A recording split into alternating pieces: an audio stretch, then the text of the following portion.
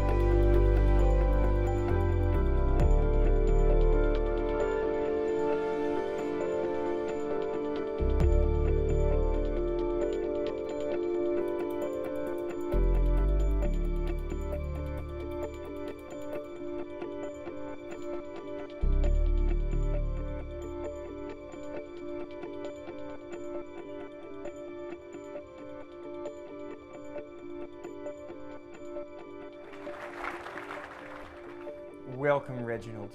Blessings and funk. Now, we first discovered you when we heard your hit record, He Is Coming. But we fell in love with you when we saw you at Faith Fest 4 '94 in Corpus Christi, Texas. What a town. Sold out crowd, Reginald. 40,000 people. You were at the top. And then just like that, you disappeared. Where have you been for the last 21 years? Well, first off, hello, Reverend Bidet and Kathy. Thank you for having me and also letting me bring some of my laundry. Faith Fest 4, man, I was 6 at the time, and to be quite honest, I was burnt out. It wasn't about the music anymore, and I wasn't handling it very well. I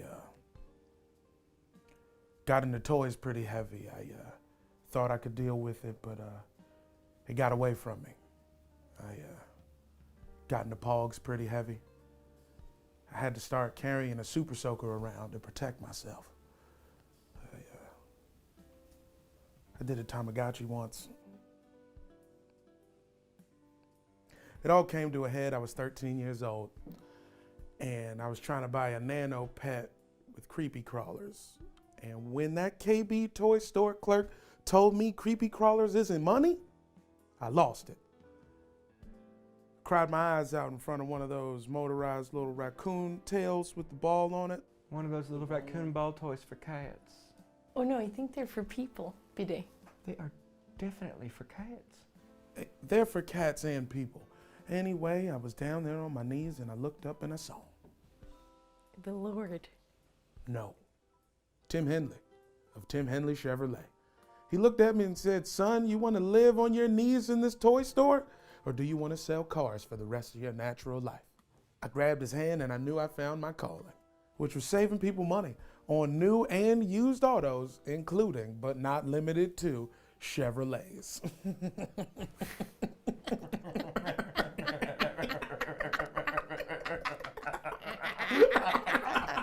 Not limited.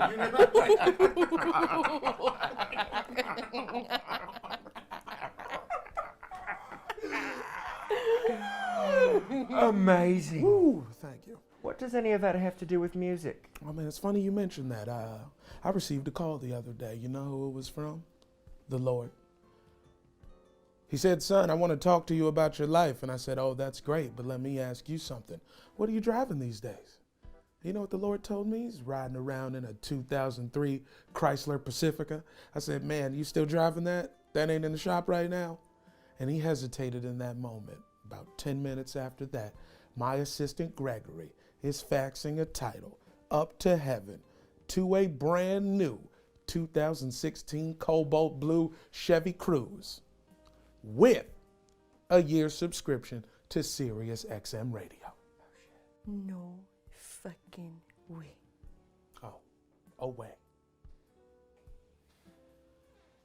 Well, folks, that ends the interview portion of tonight's show. Thank you for having me. And now, Reginald is gonna sing his hit song, Ain't Gonna Never Stop Doing It, in 5, 4, 3, 2, Is this live? 1. Nobody told me that.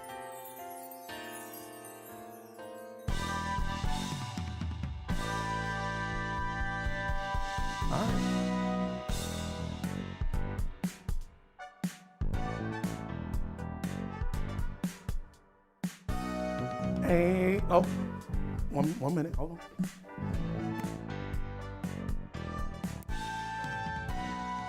Ain't gonna never stop doing it. You know it, baby. Ain't gonna never stop selling cars down at Tim Henley Chevrolet. Low APR, finance your car. Come down every Sunday, we got balloons for all the kids. Never stop. That's me.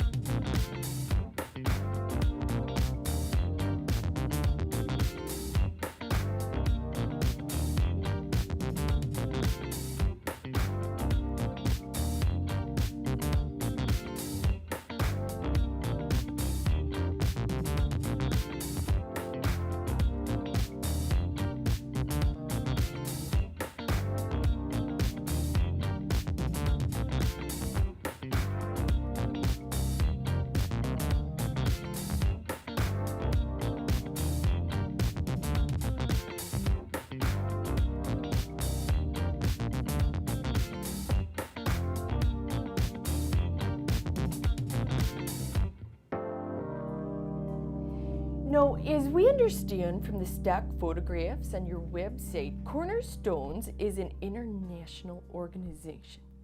Can you give our audience some examples of Cornerstone's work in the world? First of all, thank you so much, Kathy and Reverend Bidet, for having me on your wonderful program. I'm so glad you've asked about our very important work. I just got back from a 2-week intensive at our Field Operations Center in the Cayman Islands. What we're doing there is changing people's lives. Wow, that is just wonderful. Truly the Lord's work in action. No, Church Night is a community that comes together at the same time in the name of the Lord. And as I understand it, Cornerstones is also a community. Great question, Kathy. We pride ourselves on building a community and on fostering community within that community, from all levels, from the low 6 to 7 figure earners to the highest echelons of royalty on the African subcontinent. You know, Church Night hosts events designed to foster fellowship within the community. Hot dog barbecues, heaven simulation nights, bondage bingo. Does Cornerstones have events? Yes. Amazing, amazing. Carrigal, how does Cornerstones do what it does? Well, Cornerstones, as our name suggests, derives its infrastructure from 4 cornerstones: community, outreach, fellowship, and ambiguity. We believe additionally that these cornerstones rest atop 5 pillars: restraints, light discipline, boundaries, ministry, and fellowship. You gotta tell us more about those pillars.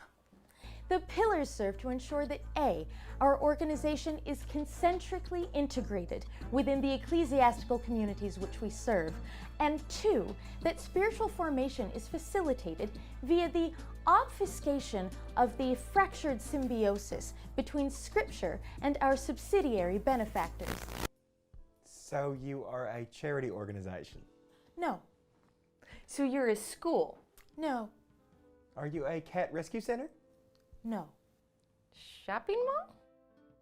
It is so funny that you say that. I'm afraid we're out of time. I'm afraid we're out of time. Are we out of time? Hey, Jeff, are we out of time? Jeff, I thought we had more time. Oh, shit. She's gone. She has my keys. Why does she have your keys? I don't know. She asked for them.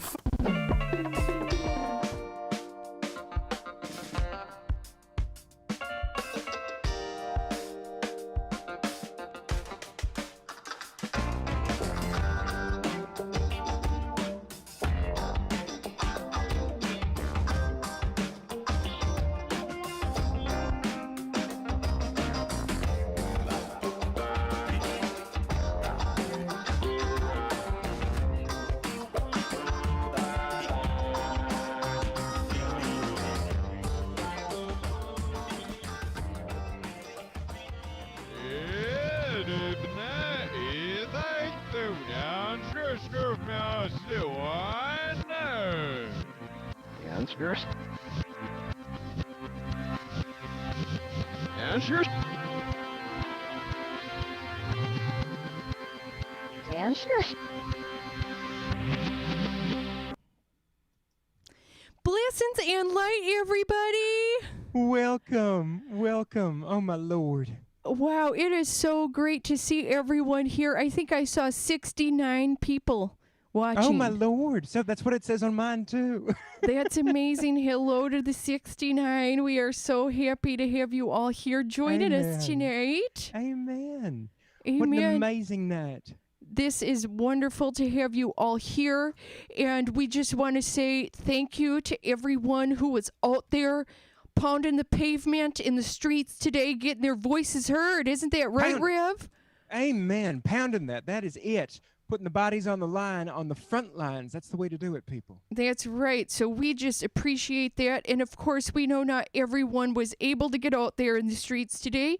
And that's okay. We're so happy you are here because we are serving a similar mission tonight, aren't we, honey? That is what we are doing. The same thing, if you couldn't get out there and you couldn't get out in the streets, and that's not something that's crazy right now, okay? It is a pandemic. Everyone's got their own place to be, and we hope that you think that this is one of those venues to do the right thing in this time. That's right, and it certainly is, because tonight is actually a very special church night, right? It's special as hell, absolutely. Yes, we are doing something a little bit different tonight because we, as a country, specifically those of us who are white, have been woken up. Right, Yes. We've been awoken, but kind of like in the way, like, okay, have you ever like overslept for something? Like something that was like really important, like maybe you were supposed to be like, I don't know, like a bridesmaid or a groom's person in a wedding, right? And then you're like, oh my Lord, I should have been up hours ago. Okay, that's the kind of waking up that America's doing right now. Yeah. Right? America specifically. Very, very late, which is not a good thing. But, you know, you woke up and that's what matters. And I know I am not going to go back to sleep for one. No way. And I'm a sleeper, not on these issues, but in life, I'm a sleeper. I'll sleep for 24 hours at a time. You know, 9 times out of 10, Kathy's asleep. Same with me. I love it. You don't look this good, you know, unless you get your beauty sleep. But we, as a country, we're waking up to racial justice, and this is a fight that's got to keep going, and Church Night wants to be a part of that. So we are going to do a little bit of a different service tonight. We're going to go into space. Isn't that right, Rev? That's right. We kind of had an escapism idea to leave the Earth behind and go into space, which I completely understand. But I think maybe even though that desire some of you can identify with, we got a little work to do down here on planet Earth, I think.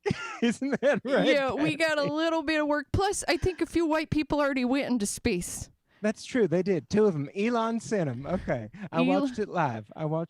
Money could have gone to better use. But, man, they're up there, okay? They are up there. Whoa. That was about a week ago, wasn't it? It was. Or, as we've been calling it, 10 years ago. Yes. Now, what is different? What is different, Kathy, about this particular church night, right? Now, ordinarily, we do a full-on church service.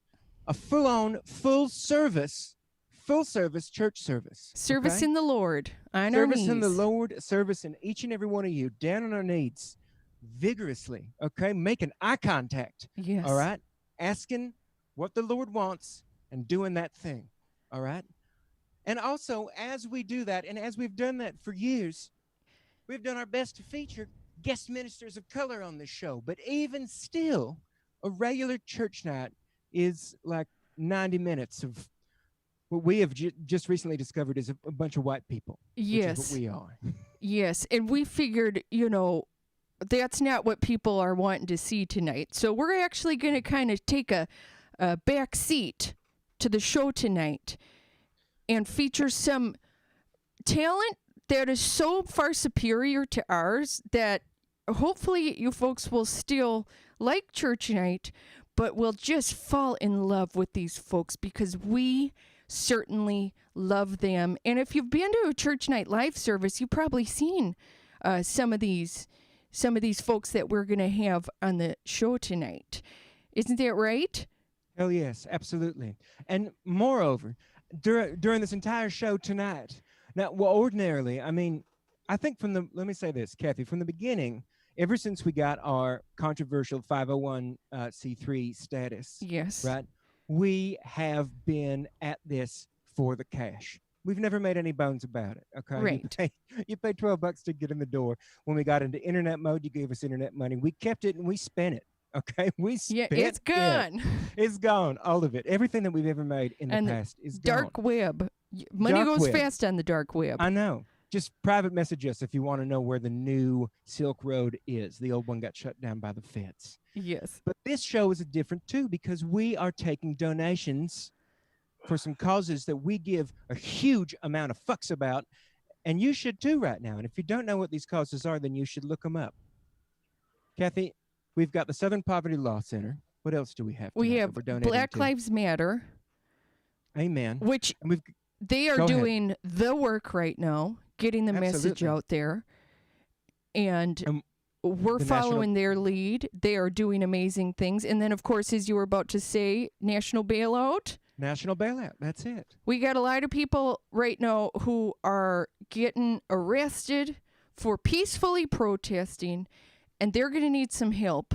And we thank you, our flock, for everyone who's already donated and those who plan to tonight because, money talks. This is America, folks. Money fucking talks. This is America, bold _. You're looking at it when you're watching your television right now. Yes. So we just thought we'd do a quick round of a blessings and light. We want to still spread the love and the joy in our chat. So we're going to invite everyone who's watching tonight to just pop in the chat, even if you haven't already, and just say blessings and light to everyone that has come to watch the show tonight. Amen. Blessings and light. Blessings and light. I'm Blessings going to and get light. in the chat and I'm going to get do in the that chat too. I'm going to say it. myself. I got caps lock on as always. Blessings and Blessings. I misspelled it. Blessings. I misspelled it again. Blessings and light. and light. And then Kathy, I'll give you a high five just from afar. Yes, high five. High five. High five. My Lord. I felt that. Randy, you get the fuck out of there, okay? Don't you intercept that shit. Don't you intercept that shit, Randy. Oh my gosh. All right, folks. Well, we have just an incredible lineup for you tonight. And no, we have our technical director, Ted Jones, here again, doing a lot of work behind the scenes. So, We love you.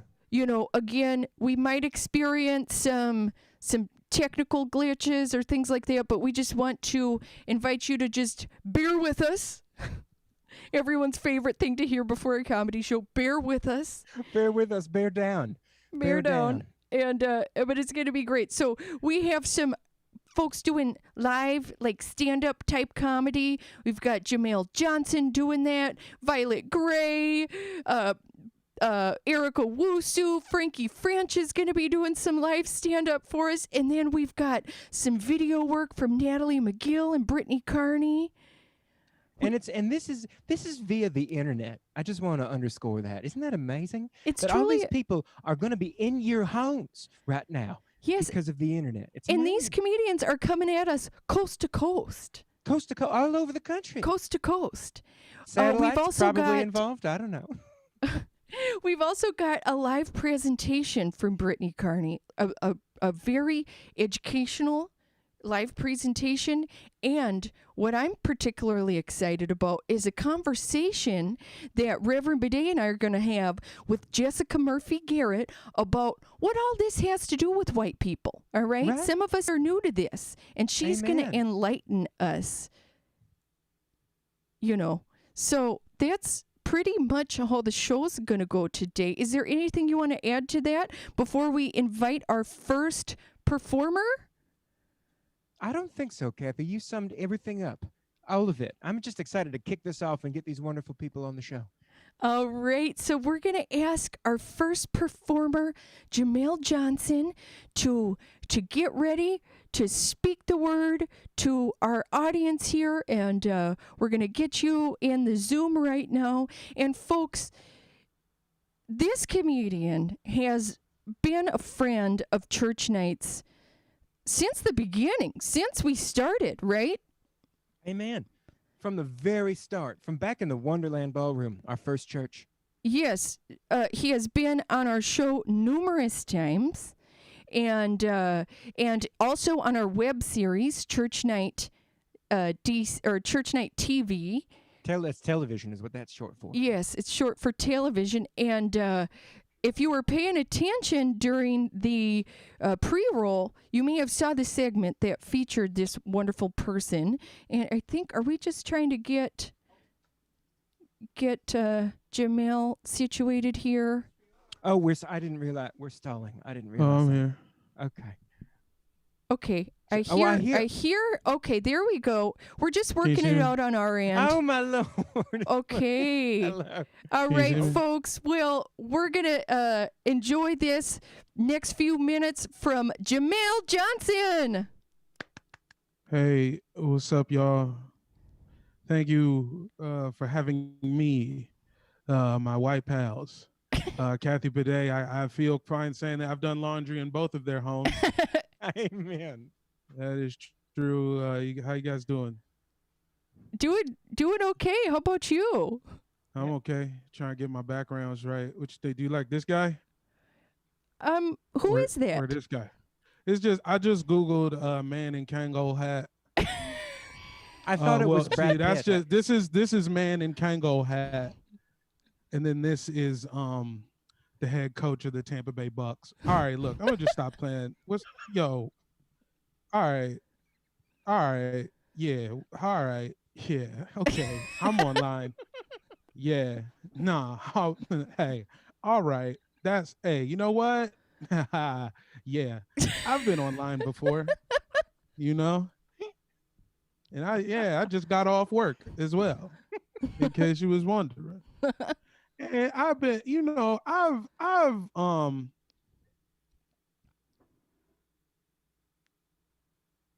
I don't know, this shit just sucks. You know what? Here's the thing that I want to say before I say anything.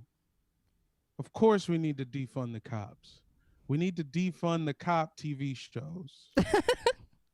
And I'm not saying that because I wrote a joke on this subject 9.5 years ago. No, that's not why I'm saying it. No, that's not why I'm saying it because it's true. God damn it. 45,000 cop TV shows, and they are all preposterous. CBS at the top of the list, the biggest offenders. Blue Bloods is an abomination. And I know this because I have watched 2.5 complete seasons of Blue Bloods just to be sure. Trash show.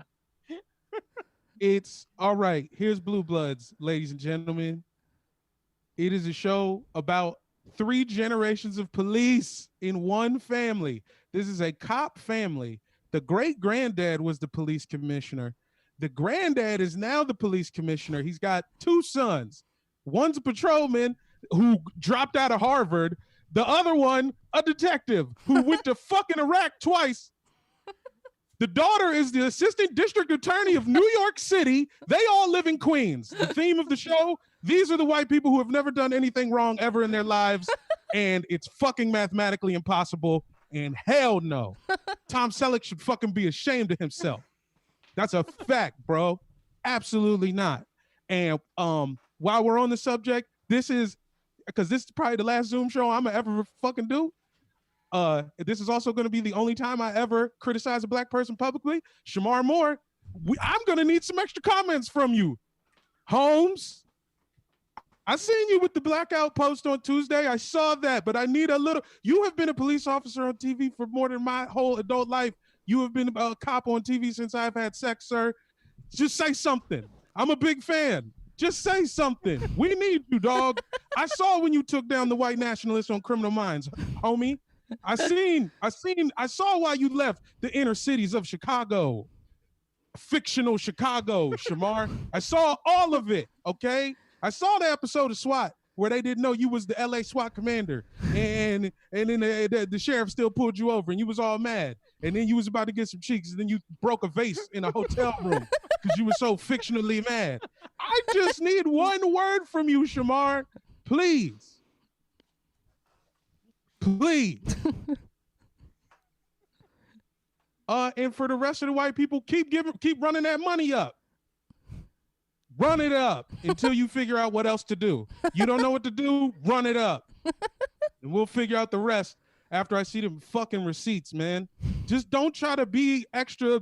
Don't look, if I'm in your car, and this is just a reminder, because Fool's been saying this since 1992. If I'm in your car, don't start scrambling for the rap music, okay? We are fine with white people existing.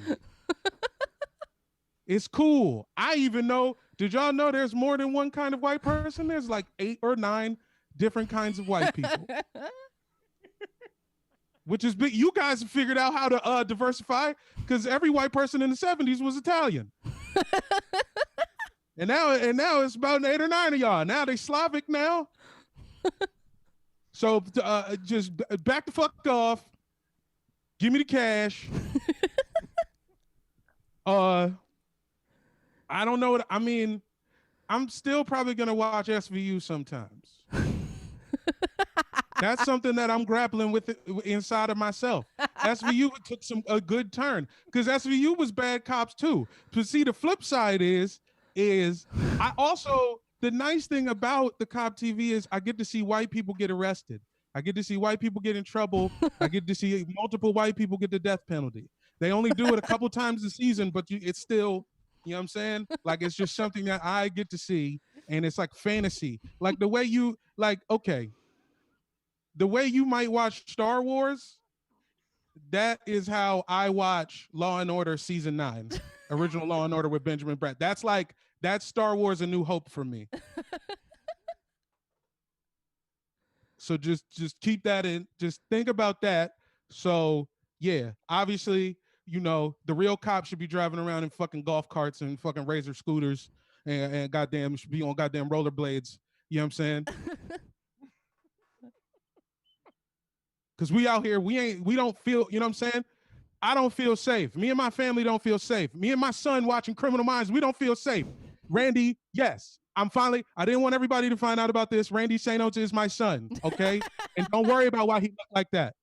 Don't worry about why he looked like that. Just imagine if Randy St. Oates was out in the streets and try to go get a fucking soda and the cops thought he fucking deserved to fucking die on fucking CNN cable television, okay? Just imagine that. Imagine if Randy was my child. Randy St. Oates, my son. He's my son.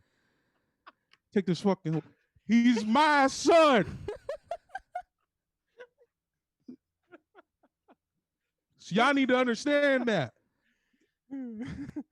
I don't even know how much time I got left. You know what? I got about 42. I got about 42 seconds left. I'm gonna go ahead and just waste those. Yeah, whatever. Yeah, whatever. I don't got no fucking closer. You gonna sit here and look at me, damn it. Yep, you're gonna look at all of this. Yeah. Closing thought. Why the fuck is all the best black athletes going to goddamn Duke and in the fucking woods in goddamn West Virginia? Just imagine if Trajan Langdon went to Florida A&M, okay? Imagine if they got Trajan Langdon's light-skinned ass from Alaska to go to Florida A&M and hang out with Trick Daddy and stuff like that. How much fun would that be? How much goddamn fun would that be, you goddamn Sweet 16s? Shut up.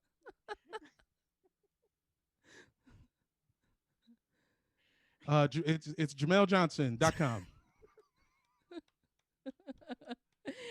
Oh my Lord, yes, Jamel. Fantastic. That was Oh my Lord. enlightening. I'm not sure what some of what he was talking about at the end there. I'm just going. I don't know sports either, but all I want to say is, Randy, your dad is amazing. Yes. I always wondered whose Randy's dad was, and it's Jamel. Randy's dad is Jamel. That's the best thing. I think that's the best thing about Randy, frankly.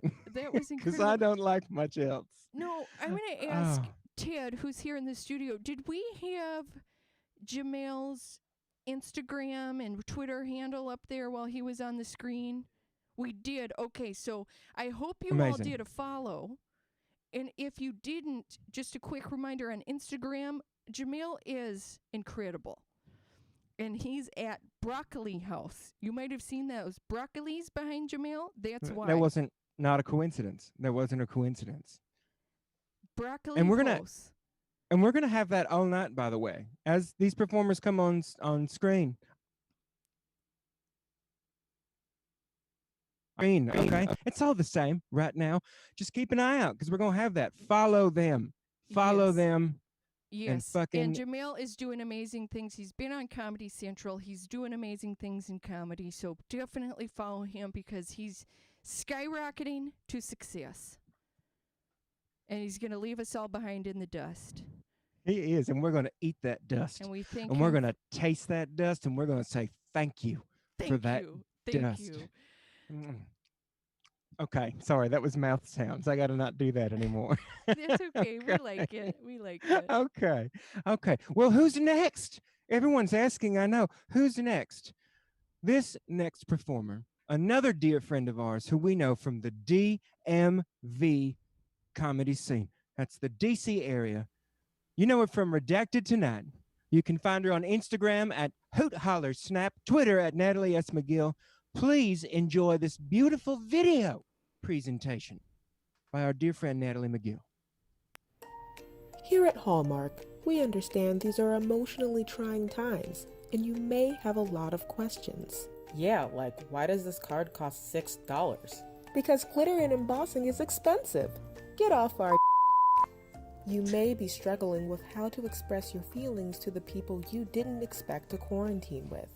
That's why Hallmark is thrilled to present our Corona Cards collection, our latest specialty cards featuring new categories for the people you'd never plan to spend more than 3 days with, let alone 3 months, such as your Airbnb host, your roommate's boyfriend, the DoorDasher who used your bathroom, your girlfriend's parents, your boyfriend's parents, a piece of landlord, your 9/11 truther uncle, your ex-stepmom, your neighborhood's feral cat, and your third roommate's parents.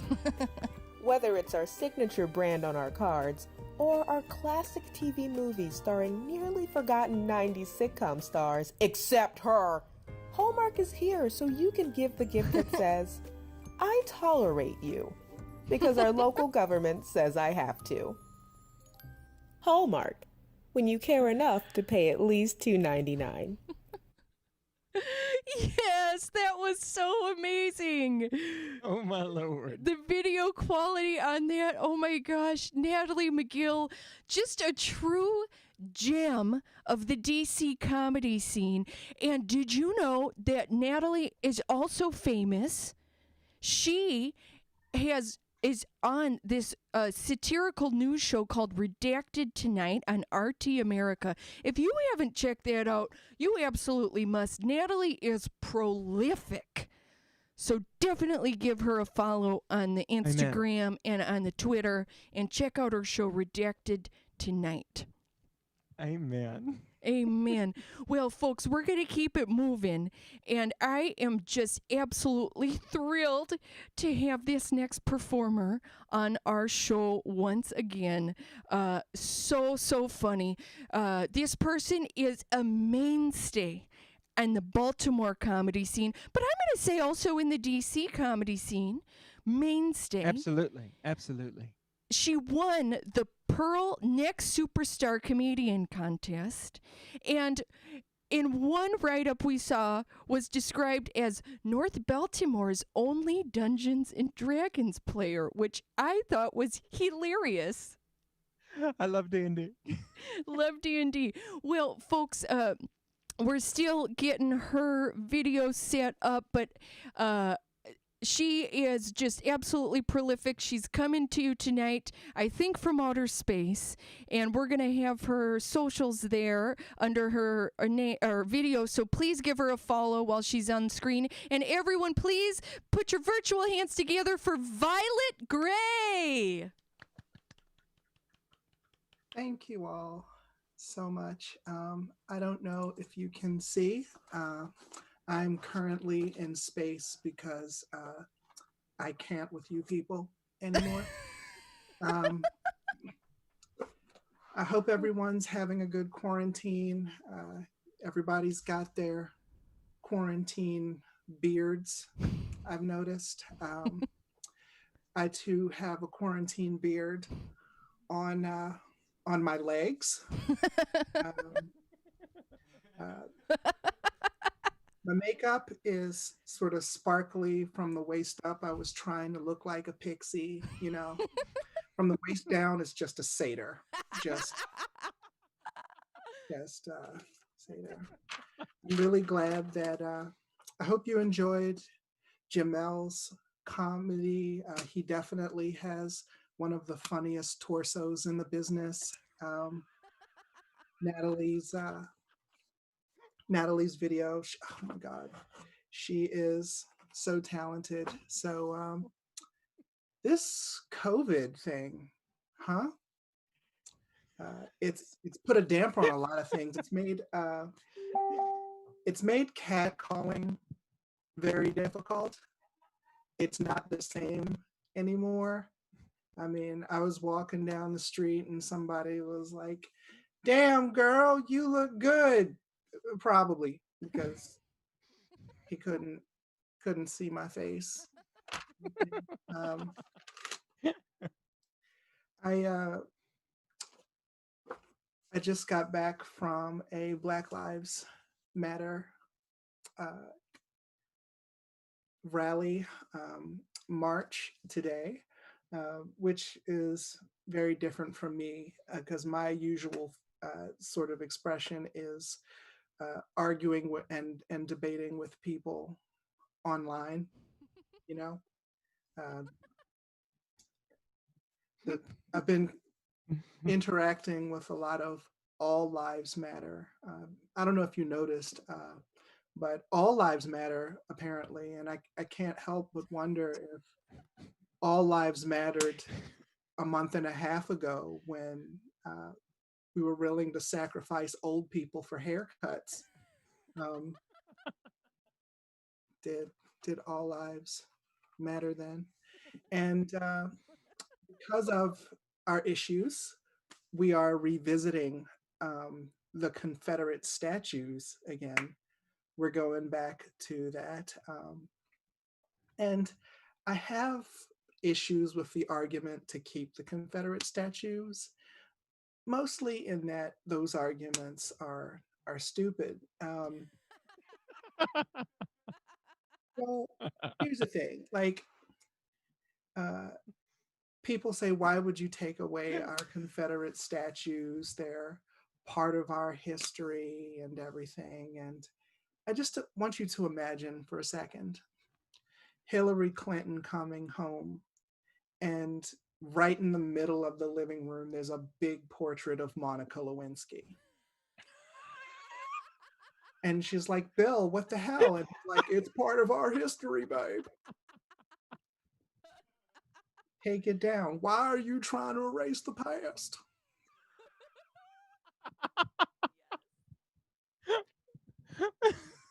So we are living in times of unrest, and I just want everyone to be safe. I want everyone to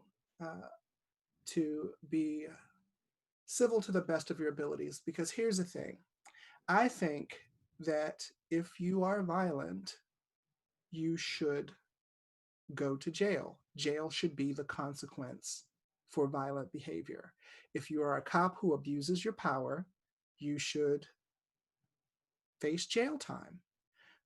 Jail should be the consequence. If you assault a protester, you should go to jail. And jail should be a consequence for everyone. If you punch a Nazi, you should have to look at a picture of jail. It's just common sense, and it's just fair. Okay. And yeah, so I can't wait until civilization crawls back from the rubble. I can't wait to start driving and doing comedy again. Like the ministry said, they know me from DC for the shows that we've done together there. I understand that the Lord informs everything that they do. The Lord did not inform the streets of DC because traffic is an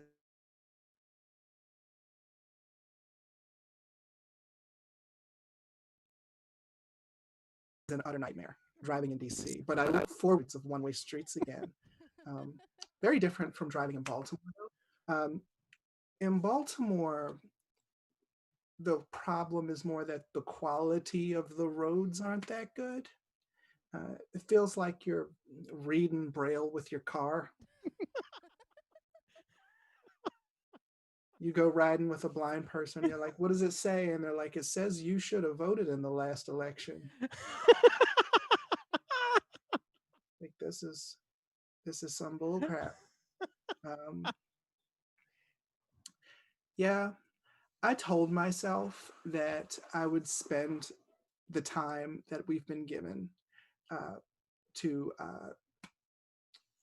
for the quarantine, the time that everyone is spending at home, I told myself that I would work on the things I need to work on.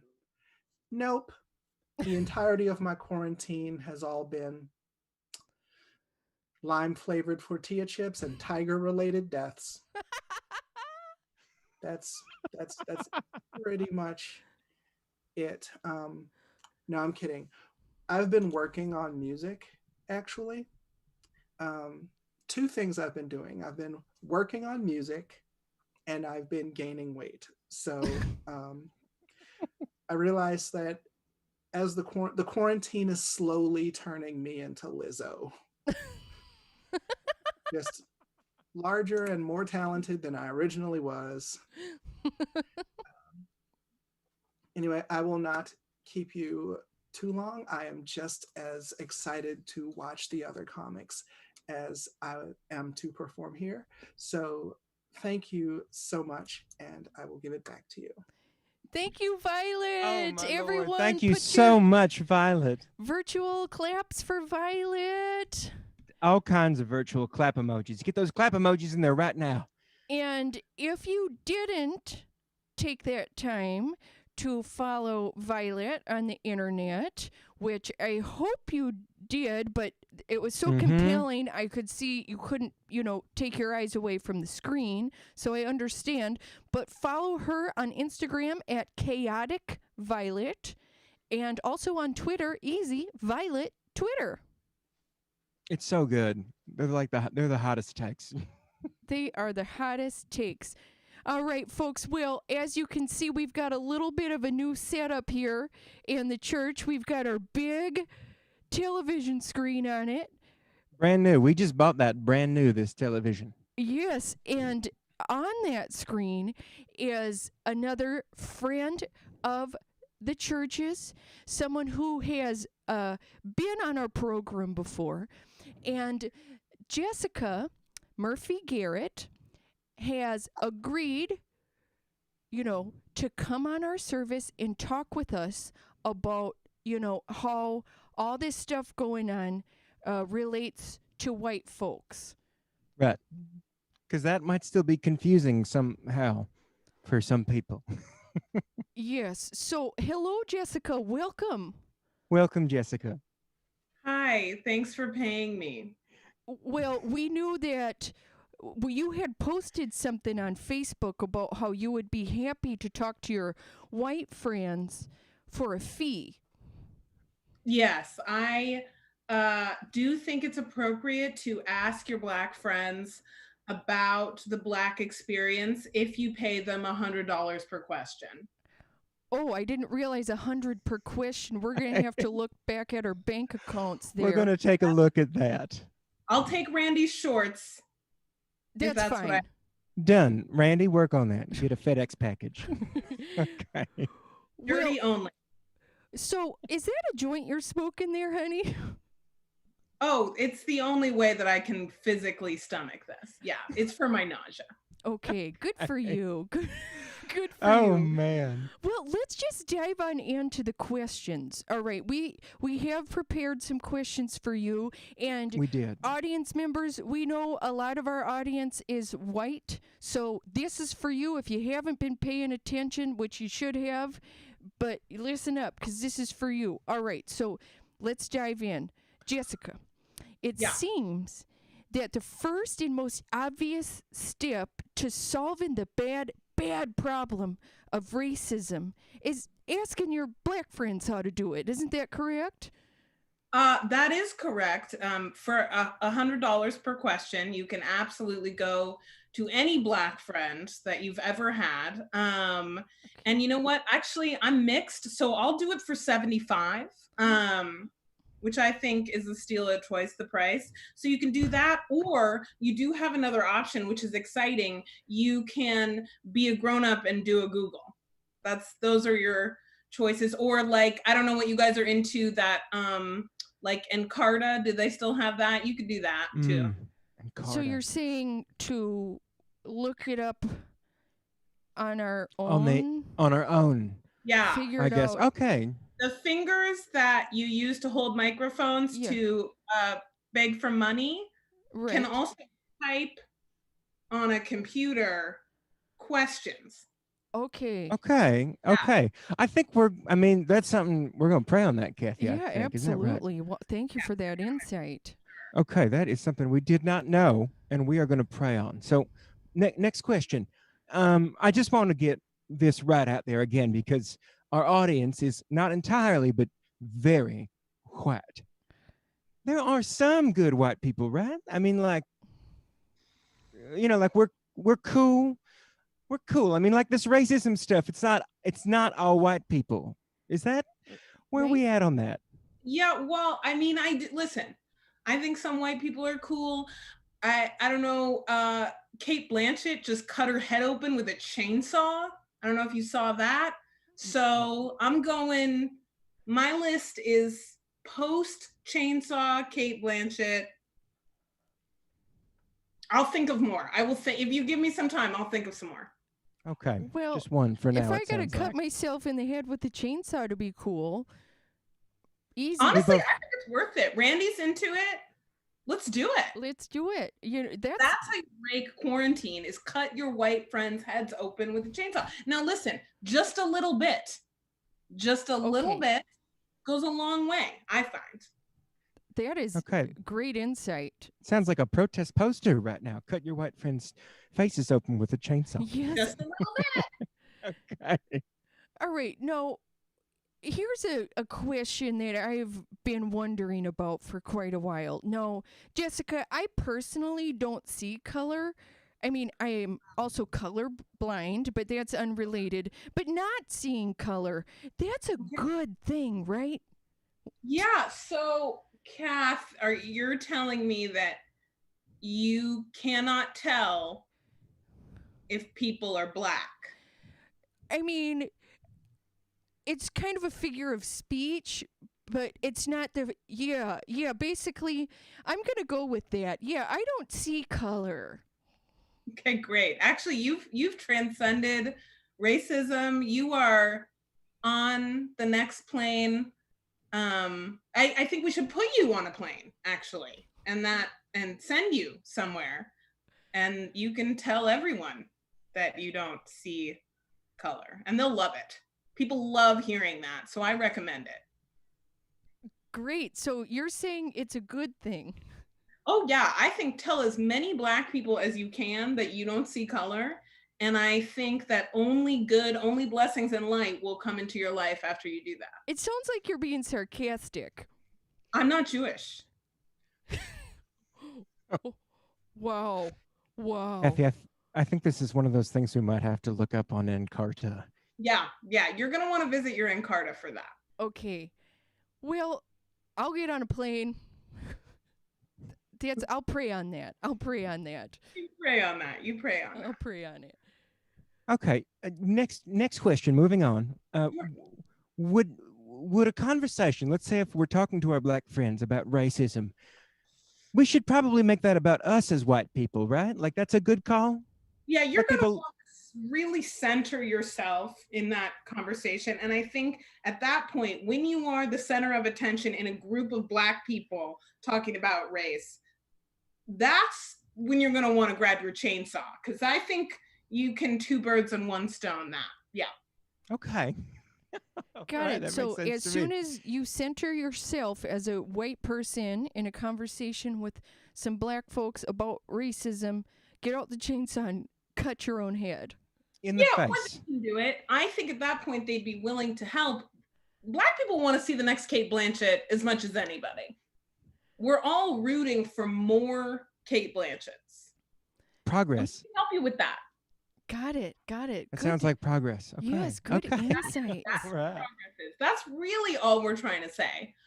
More Kate Blanchetts, and I mean less police brutality, less early death, less wage theft, less black maternal mortality.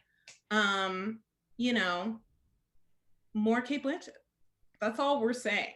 read the signs, you know. Got it. Gosh, this is so illuminating. Kate Blanchett. I'm going to follow her on Twitter. And remember that my opinion is actually fact about Black people as a whole. Right. That's why we asked you. Yeah. You know, because as I understand it, all Black folks are authorities for everyone else. Right. Yes. Okay. Yes, I think I have no problem saying that. Okay. No. Yeah. Remember, that's $100 a question. Shoot, I just slipped in a couple. Oh goodness. Yeah, that was a few. We asked some sub questions, Kathy. We gotta cool it on that. Maybe I have a bill, and again, I am mixed, so that is a 25% discount. Okay. For the white privilege that I have. Great. All right. Well, we're gonna keep them going because we do find this important, and this is something we are willing to spend our money on. Now, Jessica, when did racism end? I mean, we all learned in school that racism was ended by the Civil War movements in the 1960s, right? So it must have went away for a while and then maybe came back or something. Can you tell us about how when racism ended in America? Yeah, when you said it ended and then it came back, that's really exactly what we're talking about here. Absolutely, there are long stretches where I think we can all agree nothing racist has ever happened. And then it comes back, you know, it's cicadas, it's pandemics, it's Roseanne. It goes away. It's there for a long time and it goes away. And then it comes back and then they fire her, but it's still there. It's really, that's what we're talking about. Okay, like a sine wave. Like a sine wave. That is, Kathy, you with the math. Yeah, I said I went so to school. Good. You did. I mean, I know you did. That's okay.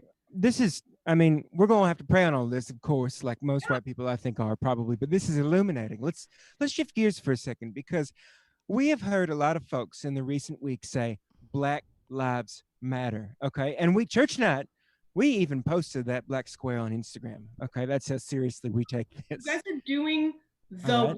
That's what that's called. Amen. That's what we're trying to do. But we've also seen the phrase, we've also seen the phrase, all lives matter, mostly on bumper stickers on cop cars, which is how we know it's bad. But why is it bad? I mean, can you articulate a response for us so we don't have to do any research on our own?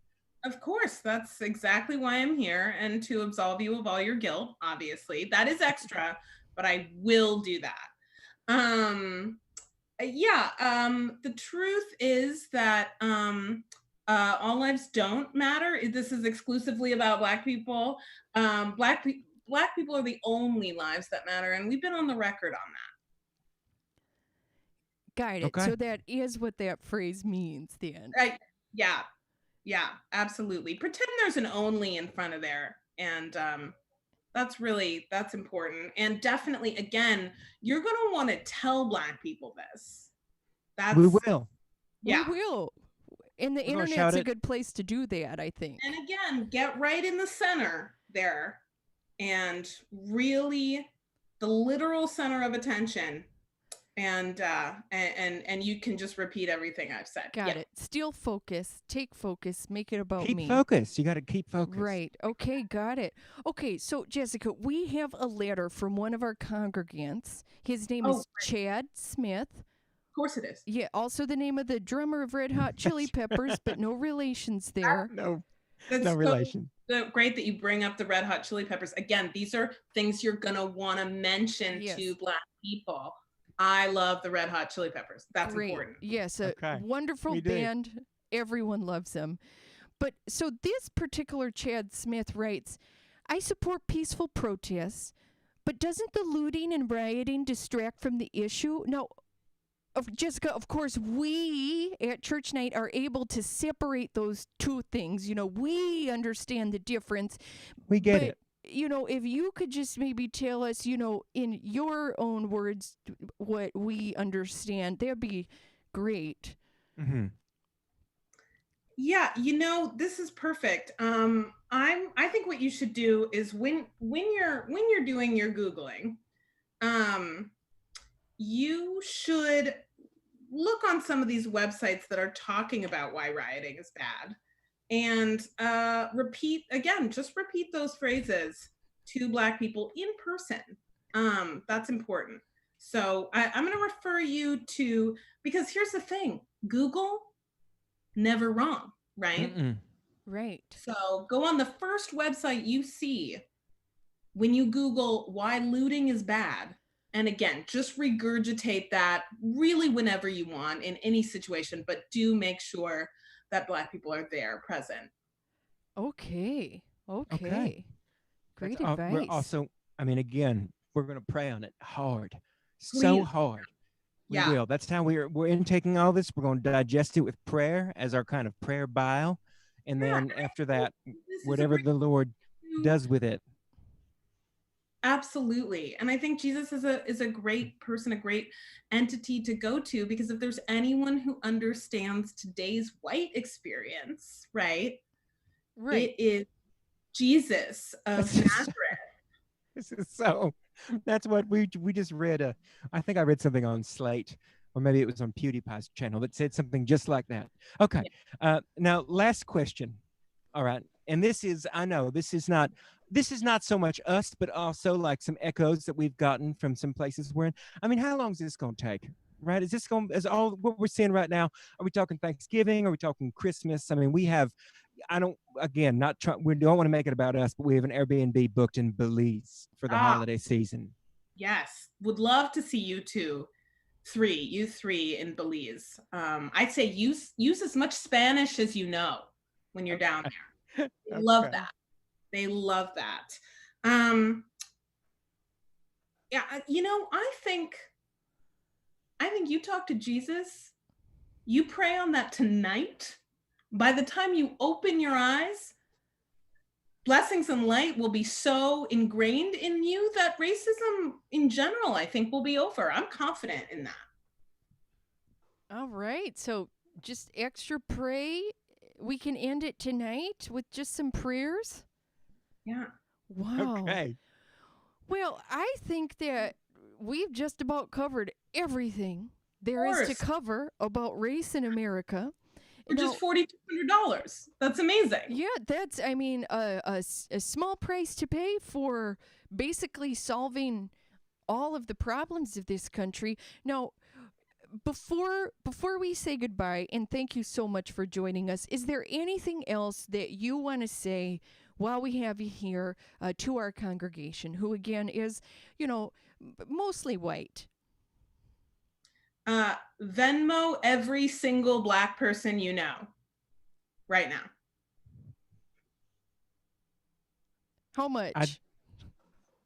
Honestly, anywhere between $50,000 and $475,000. It's really your call. Well, that is wonderful. You heard her, folks. You heard her. Get out your Venmo every single Black friend you have, $475,000. Absolutely. Do that right now, this very second. Amazing. Well, Jessica, we want to thank you so very much for taking Thank the you so time much, out of your Jessica. day, and for educating all of us, and for saving our little fingers from having to do all that Googling. Well, your skin is very soft, so. Oh, we've touched. We've touched. Okay. All right. Well, thank you, Jessica. We're going to say goodbye for now. Wasn't that wonderful, folks? Didn't you learn so much? Put those hands together out there. Put them together right now. Jessica, and did you see we had her Venmo up there? If you want to send her a few hundred K, Absolutely. Oh, and we just got a follow-up text from her that's 100% fucking serious. Just do that right now with Venmo. That part for everyone that you know that is a person of color. Just do it.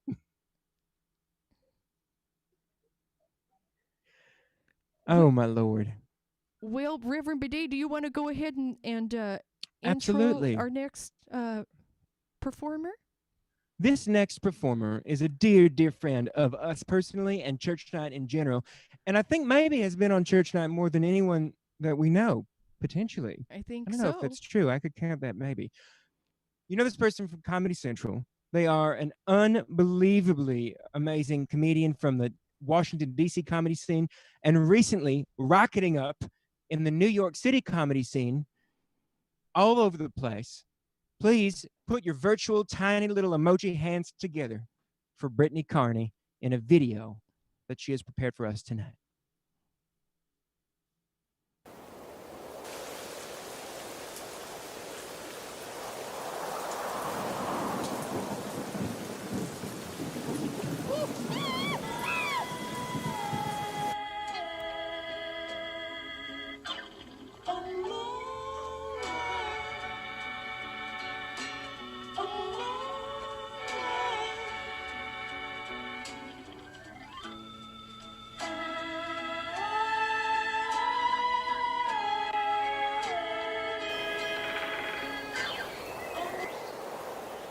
Ho, ho, ho! Merry Christmas!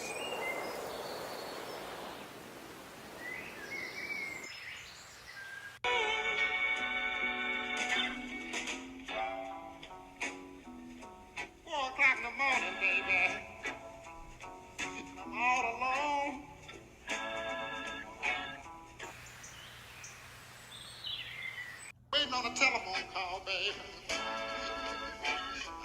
I want to moan.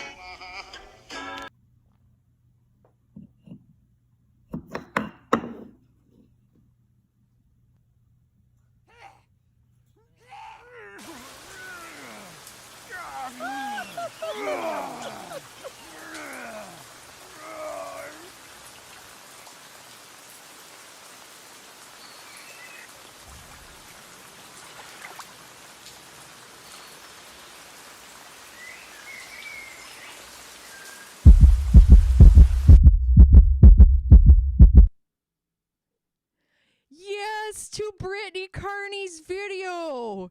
That's going to take some art students to figure out.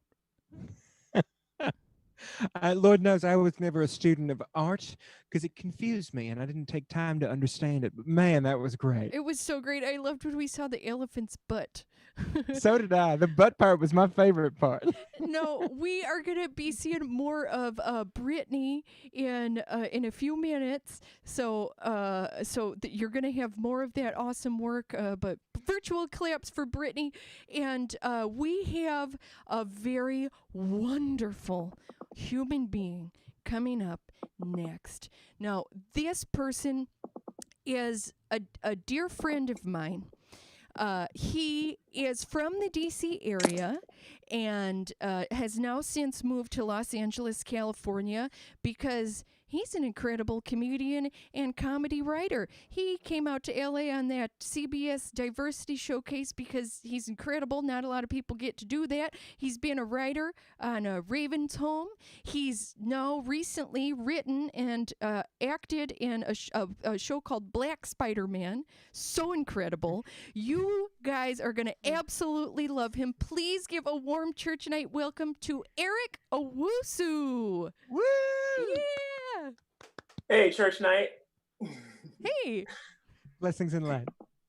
Thank you, brother. All right. Assalamu alaikum to you too. Now, it's good to be here. Thank you guys for having me in the house of the Lord. He's clearly paying attention to everything that's going on down here on earth. He's on his Zeus shit right now. It's great. It's fantastic. No, this plague is something new. This forced vacation is, I mean, who doesn't like a forced vacation? But it's kind of difficult. It's more than a little difficult for several reasons. COVID is in the air and the police is killing us, and there's no more episodes of The Wire to binge. Like, it's difficult. It's difficult all around. Like they said, I grew up on the East Coast, so the only thing I can really compare this to is like an unprecedented giant snowstorm that keeps us in the house all the time while concurrently having to watch a white quarterback beat a black quarterback in the Super Bowl. That's what this feels like. It's just insult to injury all around. It's awful. Yeah, but you got to check on your folks. You got to, all this thing has taught us is like, you got to slow down. You got to check on your peoples. It's very important. I'm in LA. I'm calling my friends and family on the East Coast, New York and DC, all the time. I'm talking to my family members. I call my parents. That's usually my mistake. It's never a good idea, but I do it anyway because I have to. Because like my family is from West Africa, and we're from Ghana, and I call my dad, and it's fun talking to him sometimes, but it's difficult because he mispronounces things a lot. He speaks perfect English. He just mispronounces words and phrases. Like one time I called my dad and he mispronounced "I love you too." I don't know how you could pull that off, but he did. It was Father's Day. I was like, "Hey, Dad, I love you," and he pronounced it, "Oh, okay. All right, that's fine. All right, thank you. All right, it's okay. You can stop crying now. It's fine. It's fine. All right, cool. Thank you." Love is great. But no, social media is important. Thank God for the internet. Someone was like, what if all this happened in '95 when all we had was dial-up? Oh, there'd be so many murder suicides. Anyway, let's not focus on what could have been. No, it's important. It's important. I love seeing all the activism happening on the streets and on social media. People spreading awareness, letting people know where to donate. This event's great. I love where you guys are sending this money right into Black people's pockets in jail. This is fantastic. Commissary's gonna be lit. But no, it's good to see activism even online on social media. Like one of my favorite pastimes is watching Black Twitter drag white celebrities for saying dumb shit. It's the best. It's fantastic. It's like digitally watching a bunch of Black people do the electric slide on Thomas Jefferson's grave. It gives me such catharsis. It's so heartwarming. A couple months ago, Black Twitter focused its ire on David Schwimmer. Now, for people who don't know who David Schwimmer is, he's a white actor who rose to prominence in the 90s and early 2000s for being a character on the show Friends. He played somebody named Joey, I guess. I don't know. He didn't. I just wanted to make the white people mad. Anyway, David Schwimmer, he was interviewed, and someone asked him about the lack of representation on Friends, a show set in New York City. And he was like, yeah, there probably should have been more people of color, but, they should just make a Black version of Friends, for representation's sake. That'll fix it. Oh, God. Which I guess is a good idea, and his white liberal heart was in the right place. But there's already a show about 6 single Black people in New York. It's called Living Single, and it came out the year before Friends. It's documented fact that Friends was a ripoff of Living Single. It went on to become more popular. So not only is Friends the OG cultural appropriator, Friends is also the OG NYC gentrifier. It's fun facts about the show Friends. They should make a Black version of Friends. They did. They started with that. And it's just little things like that just get under our skin. Just like David Schwimmer saying there should be a Black Friends when there already was. It's like me saying David Schwimmer played Joey. It's not the worst microaggression, but it gets under people's skin because everyone knows that David Schwimmer played Marcel on Friends. He played the monkey. Everyone knows this. It's documented. They have a great special effects and costuming department on Friends. It's great. Yeah, just microaggressions are just fucking awful. Microaggressions all the way up to fucking lynchings in the street by the police. It's all tools of white supremacy, and they all suck. It's hard being a Black person in America. I don't care what Kanye West and Candace Owens tell you. It's fucking difficult. Police brutality is clearly still very much a threat to the life of Black people and people of color all over the place, and even white people. But one silver lining about being a Black person, especially being this dark-skinned, is I don't get sunburned at all. It's great. It's fantastic. It's like a superpower. I don't know what SPF stands for. I really don't. I just assume it's white people lotion. I don't know what the fuck it is. I don't get sunburned, but I feel for you guys that do. You people of the flock in here are very lily white and airy looking. I feel for you guys. You guys burn like matches in the sun. It's unfortunate. I've seen it. You guys get all red and flaky like hot croissants. It's bad. I've seen it firsthand. And that's empathy. I mean, I don't experience it. You guys do based on your skin. And I feel like we need more empathy going both ways to end white supremacy, because the relationship that Black people have with the police is very similar to the relationship that white people have with direct sunlight. It's a tumultuous relationship, and without any protection on either side, someone could get gravely injured. It's very bad. We just need more empathy because, for example, father, if you were to come up to me all red in the face and shoulders, or if I were to see you on the screen all red in the face and shoulders, clearly sunburned, it would be very cruel of me to be like, what the hell happened to you? The sun? What did you do to the sun to make the sun want to do that to you? You had to have provoked it. Because I was outside all day today too, and I didn't get sunburned. And that's only because the sun shines equally on all of us. Yeah, it does not. It really doesn't. Yeah. Oh, racism. It's been the hottest TV show on the air for 400 years. We keep fucking with the shit. It's so popular. It's primetime must-see TV all the time because it's malleable. It changes with the seasons. They've figured out a way to liquefy white oppression, guys. It's insidious. White oppression comes in a can now. It's called LaCroix. Now, if when the world opens back up again, if anyone offers me a LaCroix to drink, or it's even a more insidious cousin, White Claw, I'm gonna have to ask for a significantly blacker drink, to be honest. You know, like a sifter of Hennessy and apple juice. That's a Black cocktail we thoroughly enjoy. Or a nice, tall, chilled glass of that purple stuff that gave Black Panther his powers. I need a Black beverage to fight white oppression, guys. And with that, let me say thank you, and Black Lives Matter, and thank you, Night Church, America Wusu. Stay strong. Thank you, Eric. Virtual claps, oh my lord. Thank you so much, Eric. Virtual claps, folks. That was Eric Owusu. Follow him on Instagram at eric.k.owusu, on Twitter at owusukid. Such a delightful human being that seriously, amazing. every time I see that man, my smile just gets bigger and bigger, and then I leave and my face hurts. It hurts for me too. And he brought up a very good point, and I think a lot of people are asking in the comments right now. SPF stands for Sun Prayer Factor. Yes. That's yes. it. Because as Jessica pointed out earlier, and we know, prayer can solve all problems from sunburns to racism. That's it. Absolutely. That's it. That's what Jessica taught us earlier. Her words, not ours. All right, folks. Well, we have Brittany Carney who's coming back. We right do now, indeed. And we've got our little hold screen up there while we prepare and get ready for Brittany's presentation.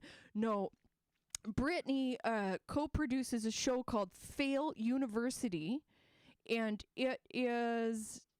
actually, Reverend Bidet, do you want to talk a little bit more about Fail and Brittany? I realized you were the one who was going to intro Brittany here. My bad.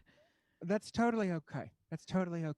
Fail University is an academic setting where people can make presentations using their expertise that they have from years and years of study and searching in the world of academia. Am I saying academia right? I don't... Academia.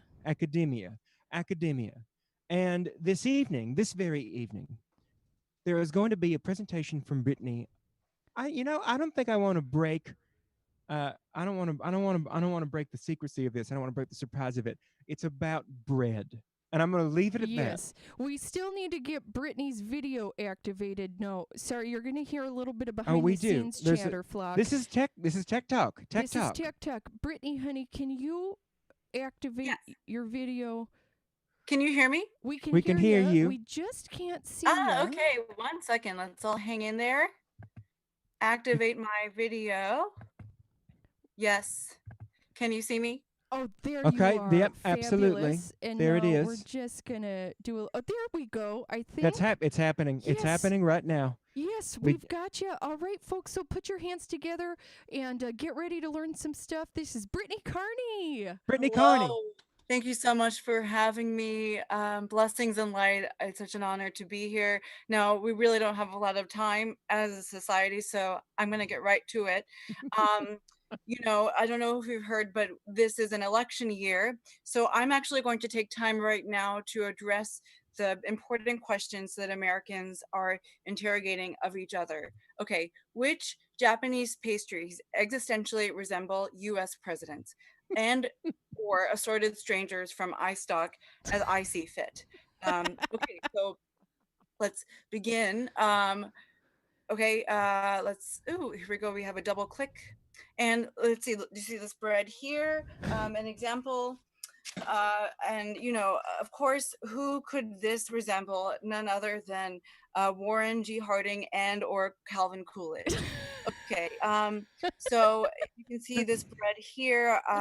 You can tell by the red hair, of course, Abraham Lincoln. Okay, so we'll move on now. So this sign, it says Frankie Boy, so none other than Mr. Pierce, Franklin Pierce. As you can see, sort of carry the same aura. And this cake, well, you might be wondering, but of course, I think it's obvious that this particular cake's pair is in fact John Adams. Okay. As for the next cake, who could this resemble? Of course, our first president, George Washington. So, moving forward.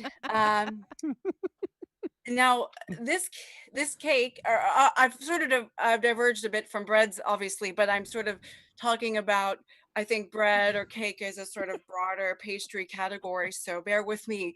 Thank you. Okay, so this here obviously has a real sort of royal quality to it, so I could think of nobody else but James Buchanan, the memorable man himself.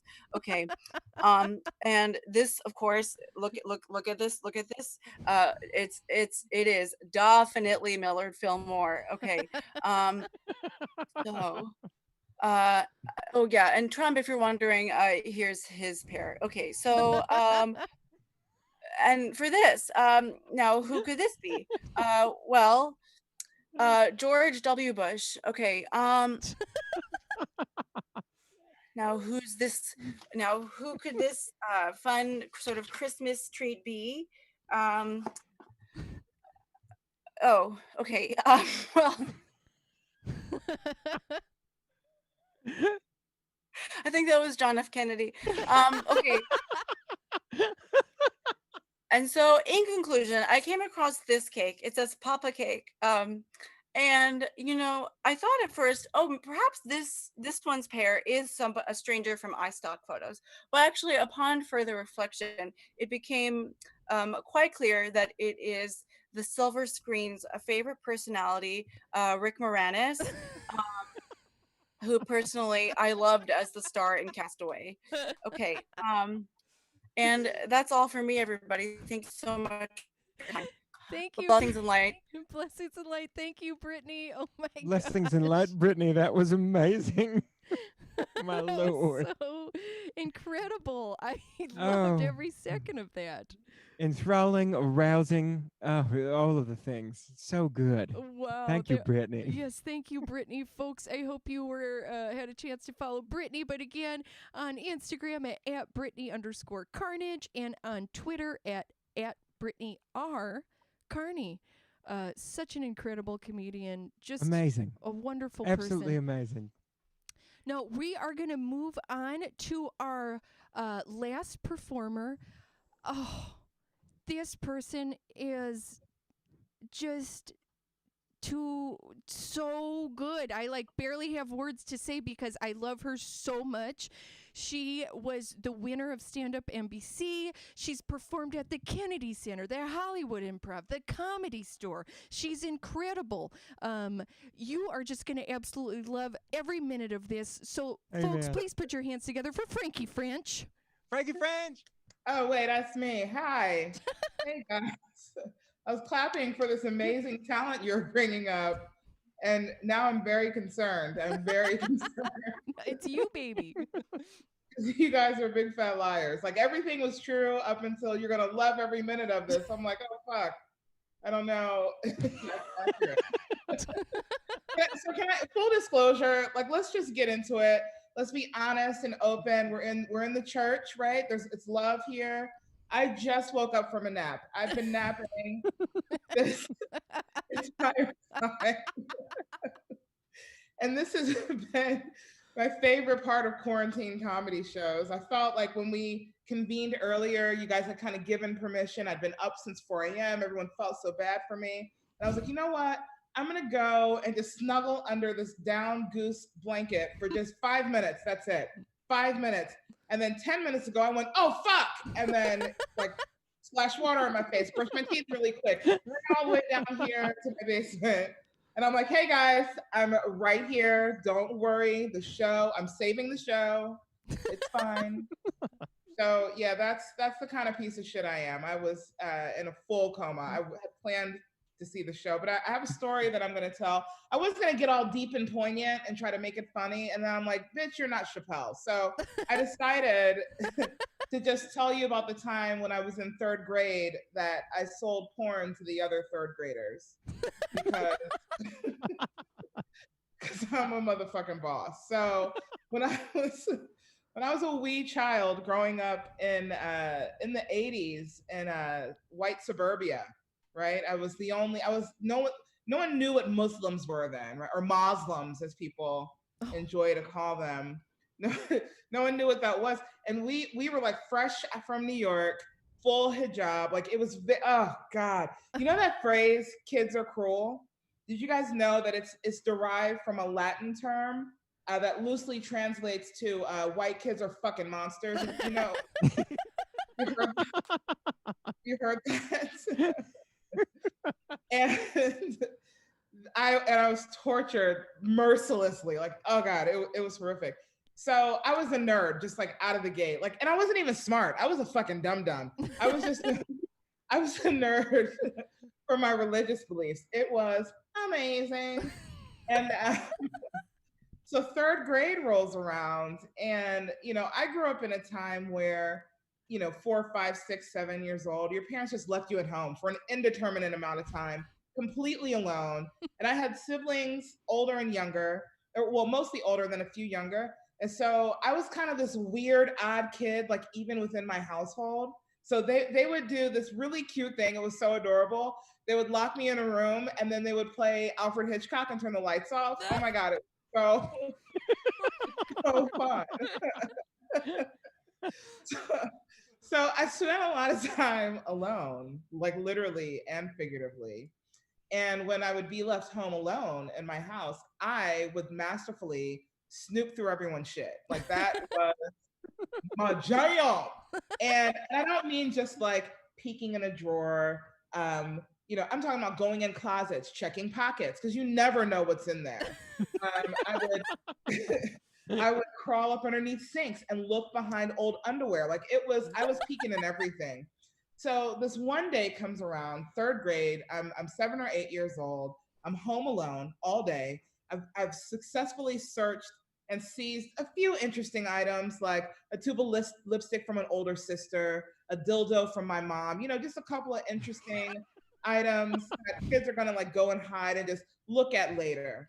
Now I get to my brother's room. I have 2 older brothers, and their room smells like assholes, elbows, and Axe body spray. Like it's disgusting in there. But I'm a soldier. Okay, I'm doing this for the people. So I'm searching through their shit. So, and there's nothing. There's like Legos, old army men, a bunch of crunchy socks just strewn all over the place. And then I get to their bed. Now, before I tell you what was underneath the mattress, let me say this. we didn't just not eat pork, we didn't eat meat at all. So I had never tasted meat at this point up into third grade. I had no clue. It was all fruits and vegetables. That was it. And back then we didn't have like cool vegetarian patty. We didn't have that shit and meatless burgers. There was none of that. It was just vegetables, fruit, rice. That's your diet. Deal with it. And then we're going to make sure to tell the school that you're allergic to meat. So that you just have an added layer of bullying on top of that hijab and on top of the fact that you're stupid. Like that was my elementary experience. So I go into my brother's room. You remember that scene in Pulp Fiction where they pop open the case and then the light shines on their face and they're just like, oh. Well, when I lifted up their mattress, in between the mattress, there were packets of lunch meat and porno magazines. What? This is go time, bitch. It's not a drill. Go, go, go, go, go. So immediately I drop the mattress. I run into my bedroom. I get my strawberry shortcake backpack and I'm filling it to the motherfucking hilt with meat, porn, meat, porn, meat, porn, meat, porn, meat, porn. Now, I want to be very clear. Every word of this story, 100% true. I'm not even embellishing it and trying to make it funny. This is literally just a story that happened to me 7, 8 years old. Not even kidding. So now I have a backpack filled to the hilt with meat and porn. And I don't know at the moment, but I'm sitting there in my room shaking like a fucking crack whore, right? Because I have the goods. I just pulled up the biggest heist in French roast history. This is the biggest heist. It's like Ocean's 8. Remember Ocean's 11? This is like before then for kids. More meat and more porn than any of the oceans. I'm sitting there in my room and I'm like, no one's I gotta hide this for everybody. I can't be found with this meat and this porn, but I can't lose the meat and porn. And I don't know how, but somehow this meat and this porn is gonna make me fucking popular. So I'm sitting there and I'm brainstorming. And I'm like, okay, well, you sit here and brainstorm. You know what you can do? You can eat some of that mattress meat. Oh, I'm done. No, you got more time. Oh, okay. I'm like, you can eat some of that mattress meat. Now remember, until this point, I'd never tasted meat. So I get one of those slimy hot bags of turkey meat, and I rip it open, and I slide it into my mouth, and it's slimy and disgusting, but it's the most fucking delicious thing I've ever tasted in my life. And the next day, I'm out of the door for school 30 minutes early, and I'm walking down the road, and I think, as I'm also walking and eating mattress meat, I'm thinking, you know what you could do?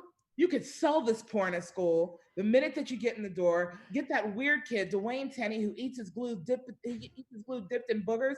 Get him to spread the word and sell that meat and porn. How much should you sell it for, Frankie? I know, 10 cents a peek, 25 cents a page. So I'm sitting there scrubbing, and I'm like, 10 cents a peek, 25 a page, 10 cents a peek. Don't you touch my meat! 10 cents a peek, 25 a page. And by the time recess showed up, I was a goddamn kingpin and the most popular kid in school. And then by the time that recess happened, I was a fucking fugitive because the first white kid that I told, that motherfucker snitched the minute he got caught with a page of big booty porn.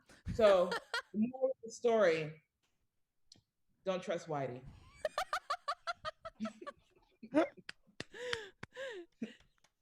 Frankie French, everybody. Oh my Lord, Frankie French. That is incredible. You know, her idea at 7, 8 years old is kind of the ethos of church night, right? I think it is. I mean, she did meat and porn. We do tots in the Lord. We do shots and tots. That's it. God, sometimes it just comes down to two things that sound good together and you know are going to sell well. That's where communion came from. Frankie French, everyone. Thank you, Frankie. I just noticed that Prim, who has been moderating in the chat, has been posting afterwards the Twitter and Instagram handles of our performers. I didn't even realize that, so thank you, look at Prim. That. Scroll up. Check out those handles. Yes, please follow all these folks. They have just... truly a week that has, it's been a challenging couple of months, and this last week has been challenging, and it has been just wonderful to feel this community and to have my spirits lifted by all these performers that have been on the program tonight. Amen. We Now, just want to, should we just go through everyone real quick and just thank everyone? Absolutely. Yes. Absolutely. All right. So we want to remind you guys, if you haven't yet, follow these folks. They are amazing. We had Jamel Johnson, Natalie McGill, Violet Blessings, Gray, Natalie.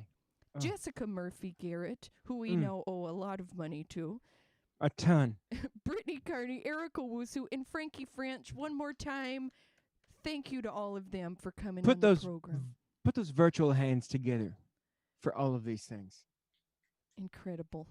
And folks, take a look at the top left corner of the little screen right now. Now, ordinarily, we don't want you to see the money because we don't want anyone to follow up on whether or not we've paid taxes on it or not. Right. But tonight, we want you to see that's what you all did together to raise money for what's going on right now, which is just the tip of the iceberg of what each and every one of us needs to be doing right now. Isn't that right, Kathy? That's right. I mean, donating to these causes is a fantastic way to get involved. But, you know, sending a donation, coming to a live stream, going out to one protest, honestly, that's just the start of this work for a lot of us who honestly have been asleep for far too long. And I'm going to say myself at that. No, I don't want to center myself too much in this conversation, as Jessica pointed out. Said I should, but I don't feel like I should. But we have to keep working. This isn't the end. Folks, fighting what we're fighting right now is a lot like fighting, like high blood pressure. All right? When was the best time to start taking care of ourselves and our community to make sure that this didn't happen? And it was fucking yesterday and a half. But that doesn't mean that you should not fucking try with every fiber of your being going forward, carrying this flame that hopefully has been ignited inside of you sometime in the last 5 to 7 days, if it wasn't already burning bright. Yes. No, you know, you can donate. You can, if you're not following Black Lives Matter on social media, I mean, that's a given. Do that. Do that, absolutely, because the algorithm is pretty fucking racist too. You know what happens when you follow Black artists and Black businesses? You get more Black artists and businesses. So do that, because if you don't, the algorithm's not going to fucking do that for you. That's for sure. Fucking Elon Musk. And that's just social media. That's passive, right? Action is what matters. Now, I found out about an organization called Surge, Showing Up for Racial Justice, which is an organization that is kind of for white folks to learn and become better allies and join the fight. And I found out about that, and I immediately we sent that, we put our email on the list, and they just said right back, what'd they say, Bidet, to you? Thank you for taking action. That's right. They did. Their auto reply did just say thank you for taking action. So don't let that fool you into thinking that it's done when you get that email confirmation. Right. But I would say look into Showing Up for Racial Justice, and they have outreach communities all over the country. Definitely. That's a good way to get involved, because they kind of know the ins and outs of actually making change, and they can guide you in those directions. Amen. The resources are everywhere. It is your job to find them and use them and take action with them. Yes. So this means local politics, paying attention to what's going on in your community. And, you know, honestly, white folks, we're not taking the lead on this. We're following the lead of our friends of color. This isn't about white folks coming in and saving the world, right? This is joining the fight that we should have joined a long time ago. I know I'm kind of preaching to the choir here, Amen, but I got to say it. And I'll add one last thing to that, is that if you know people in your life, in your family, and you know that those people don't like the words Black Lives Matter in their mouths, then talk to them and find out why. It's hard, but it's gotta happen, folks. And I don't know about you, but we are committed for the long haul. We're gonna do more. We're gonna show up more, and we're a church. That's honestly our job. So, That's our job. and that's it. your job too. So okay, enough with of our preachy stuff. We don't want to draw too much attention on ourselves I know. right now Did I emphasize the word mouth earlier too much? That was my bad. Sorry, Yeah, I said mouth. You've I said didn't mean to mouth a say few times. mouth. I've said it a couple times tonight. We'll talk offline about Yeah, that. we'll talk about that. Okay. All right, well, folks, it's not a church night without Shots and Tots communion, so we are going to bless those gifts right now. Amen. We are. Now, folks, tonight, like every other church night, we will enjoy and imbibe the Shots and Tots communion, which is a tall glass of rot gut whiskey and a crispy tater tot. And this evening, we're using Uncle Nearest Premium Tennessee Whiskey. Pay attention to that name because I'm going to tell you a little bit more about that in just a second. Put that up close to the camera real quick, Rev. Okay, let's get that a little closer. Yeah. There Okay. you go. Let's get that. Yeah. And now we're going to pour it and drink it. And in our invocation to the Lord tonight, as we bless these gifts, we're going to tell a little story. Randy, hold the fucking microphone. Is it? Come on, Randy. That's your job, Rand. Can y'all hear? Oh, that's some ASMR shit. Okay. Oh, Lord. Okay. Wow, that's 100 proof. Through him, in him, with him, around him, in his general vicinity. For those of y'all who've never heard of Nearest Green before, the namesake of Uncle Nearest Whiskey, perhaps you've heard of Jack Daniel's Whiskey, which up until 2017, which was just 3 fucking years ago, 36 months ago, did not acknowledge that the recipe for fucking world famous and wildly profitable whiskey Jack Daniel's was the recipe of a black man, the descendants of slaves, and his recipe was taken and made into Jack Daniel's whiskey, and he was never compensated, and even more fucked up, never even acknowledged again, not until 2017 when Jack Daniel's put out like a thing and said, hey, oh, this is our bad, this is totally fucking our bad, sorry y'all, we're gonna put this in our tour now, and they made an Instagram post about it. Imagine the thousands and thousands and thousands of other circumstances in which black prosperity in America and around the world has been tamped out. And pray for me as I drink this 100 proof whiskey. Amen.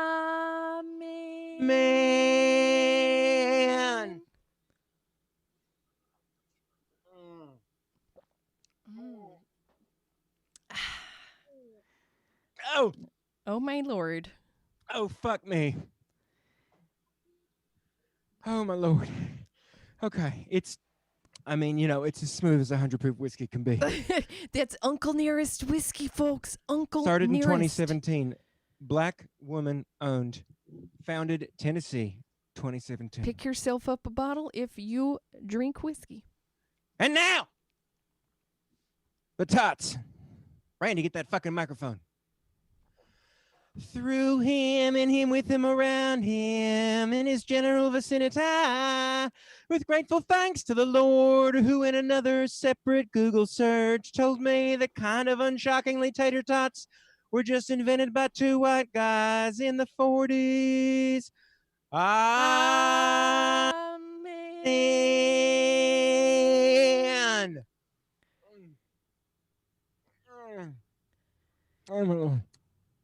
Okay.